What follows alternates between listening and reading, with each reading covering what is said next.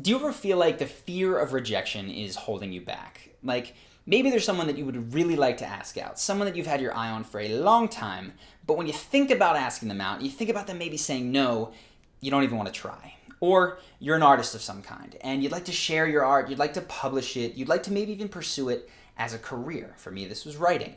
But when you think about being criticized for that art, you don't even want to throw your hat in the ring. If that's something you can relate to, the good news is that you don't have to continue to relate to it, because there's people in the world that are basically immune to rejection. They don't feel it in the same way that you might, and they don't fear it. And the only difference between them and someone who has issues with rejection and who kind of fears it is the way that they perceive it in their mind. And that's what we're covering today. How can you make those quick little tweaks that are going to make rejection kind of feel like something that just rolls off your back, like nothing at all? So, first thing that you need to do is just think of a time that you've been rejected in the past, or of a fear that you have of being rejected in the future. Asking someone on a date, going for a job interview, whatever it is for you.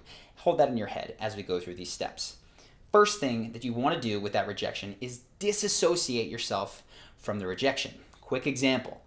For Carisma on Command, one of the first ways that we made money was by doing online coaching. We don't do this anymore, but this is what we did. We did Skype coaching for charisma and confidence. And that looked like I'd get on the phone with someone for an hour, teach them how to be more confident. At the end of that, I'd say, okay, how did you like that? And they go, it's great, I'm feeling awesome. I go, awesome. Do you want to sign up for 4 more sessions and, we'll do whatever things? And they go, okay, I'll let you know and I'll get back to you. If you've ever done sales, you know that I'll get back to you means most of the time they didn't get back to me. And that made me feel really crappy. Oh man, what am I doing wrong here? Me. I just go, am I doing it wrong? Is the business not right? Yada, yada, yada. What I needed to do, and the breakthrough came, is when I separated myself from the no. And I said, there's something in between. There is a skill set that is missing. In my case, it was sales. So we went back, we learned sales. My co-founder found a coach. And of course, once we got that, we were able to raise the prices and we got way more clients who were really excited to join. In your case, what is going on in between you and the no? Is it that you're not just a good fit for that company or that person? Is that you're missing some kind of skill set? Is it that they didn't like the way that you presented yourself or your approach, you came off too brash? Find what it is. That's going to give you, 1, the thing that you need to work on in the future, but 2, it's going to make it so that it's not about you. You don't need to fear the rejection. You just need to tweak this little thing. That's the first step. Second step is this: broaden your perspective. Now, I find that people who really struggle with rejection, and I've asked a lot of people about this, is that they focus very intensely on that rejection. It's like, if this girl doesn't like me, I'm gonna die. Or if I don't get this company to hire me, I'm never going to be happy, right? It's like the end all be all is this one thing. But when you broaden your perspective, you see, wait a second, it's not about this one girl, it's about me finding someone that I connect with, that I care about, that I wanna spend time with. And it's not about this company, it's about going to work every day feeling excited.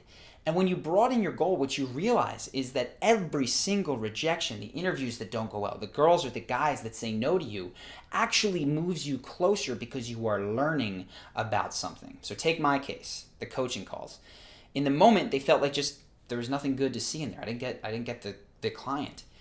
But when I went back and I looked at it, I said, wait a second, I'm learning a ton here. I'm learning how to quickly size up a good client versus a bad one. I'm getting testimonials, because even when people don't sign up, they're telling me what's working well for them so I can take that. I'm becoming better at this job. And when I zoomed out and saw that my goal was to have 7 or 8 clients, and even now is to have a YouTube channel to be able to teach people things, I learned and I got closer to my ultimate goal with every single rejection. When you look at the broad view, rejection is a step in the right direction. It's only in the really, really myopic view that it feels like a setback. So broaden your horizons. You'll inevitably find that you are moving in the right direction. Third thing, kind of related, is this, and it's to realize that life is a dice game at best, right? There's a huge element of life that comes down to luck. I don't care how charismatic, confident, competent you are, you will not get 100% of the people 100% of the time. There's no salesman that can close every client. There's no guy that can walk up and get every girl to go on a date with him. There's no interviewee that can go to every job and make them all want to hire him. It just doesn't work like that. There's always going to be mismatches. There's always going to be an element of luck. How is the other person feeling? Are they in the mood? Did something not work out for them this morning, right? And so when you realize this, all of a sudden, it becomes not just about did I get it? What did I do wrong? But you realize, you know what? If I want to optimize my chances of getting this job, of whatever it is, what I need to do is, one, improve my skill set. That goes back to disassociating, finding that thing in the middle and working on it. But two, I need to roll the dice a heck of a lot more than everybody else.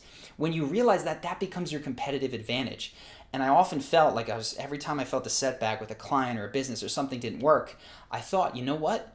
This is why everybody doesn't have a business that they're in love with. These are the things that stop most of the other people, that if I continue to run through and I continue to roll the dice, I'm going to hit it eventually. So make the fact that life is a dice roll your competitive advantage, and you will get there. It'll make you feel good about it. Fourth thing that I found very interesting is when I talk to people who had no issue with rejection and people who did, the biggest difference across the board was that the people who had no issue didn't use the word rejection. It just like wasn't in their vocabulary. They struggled to think of rejections, even though their past, according to most people, was littered with rejections.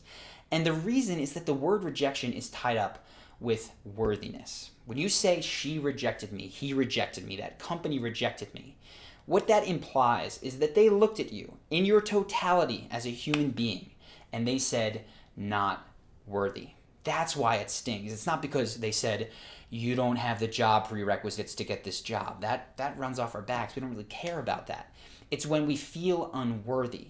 And the quickest way to get rid of rejection is to throw that word out and be more specific. So a job doesn't want you, you can say, I wasn't a good match for what they were looking for. A girl doesn't like you, a guy doesn't like you, you can say, you know what? They didn't like my joke, or they weren't into the way that I looked, or they didn't simply feel that we matched. Whatever it is, there is a more accurate, descriptive way that kind of comes from that disassociating in step one that will better suit you than saying, I got rejected. Cut that out of your mental talk, cut that out of your verbal talk, don't say that to friends, and you'll find that you start to not feel so timid about the idea of being turned down, because it's not about your worthiness, it's just about some skill set. It's just about the way that you're presenting yourself. That is the difference between people who don't have an issue with rejection and people who do. So I hope that you found this helpful.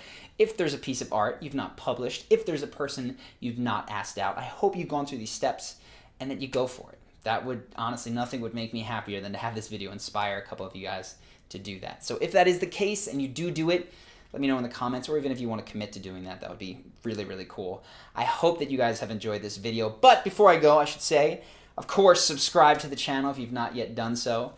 We have new videos like this every single Monday. We have talking head style or charisma breakdowns. We do the world's most charismatic people and the things that you can learn from them. So that's like Tyrion Lannister, Will Smith, Arnold Schwarzenegger, whoever it is. If you have any suggestions, of course, write those in the comments. But if you subscribe, you're going to see those people. So now, I hope that you guys have enjoyed this video. I hope you take this, go out, go get rejected, but really just learn something from the situation and let me know how it goes. So hope you enjoyed the video, and I'll see you in the next one.